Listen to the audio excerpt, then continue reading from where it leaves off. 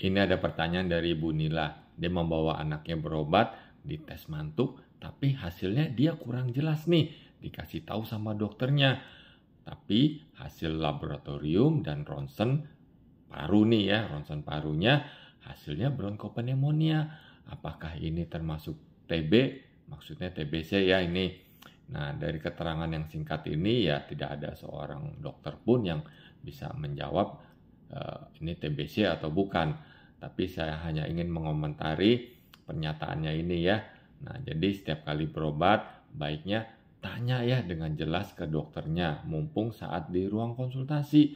Misalnya tes mantuknya nih artinya apa tes mantuk?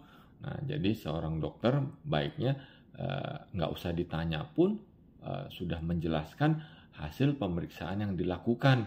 Nah, tentu saja semua pemeriksaan itu harus ada dasarnya, harus ada indikasinya. Nah, misalnya tes mantuk. Nah, tentu dokter akan menjelaskan, oh ini bentol ya, kita ukur dulu. Nah, bentolnya ini misalnya 12 cm, oh ini positif ya. Nah, sekali lagi, tes mantuk yang positif itu bukan pasti ini TBC, tapi ada riwayat terinfeksi dulunya atau saat ini benar-benar infeksi. Nah, ini mesti ditelusuri lebih lanjut lagi. Begitu juga dengan hasil laboratorium darahnya.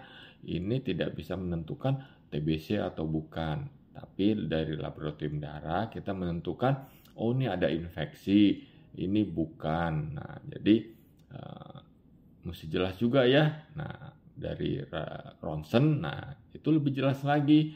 Oh ini ada infeksi paru-paru, mungkin ke arah bronkopneumonia, mungkin ke arah TBC.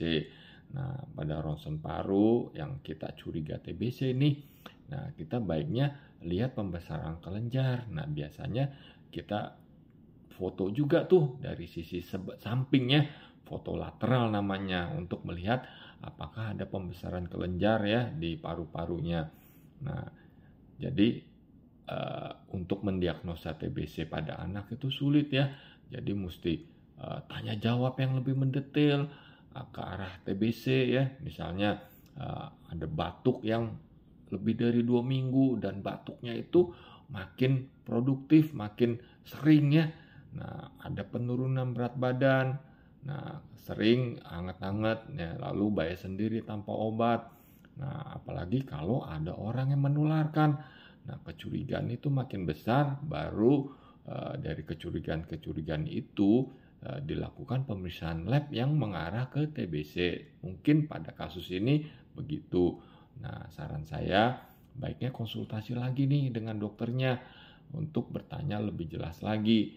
Nah, baiknya sebelum ke dokter siapkan dulu pertanyaannya agar terarah. Semoga dapat menjawab ya.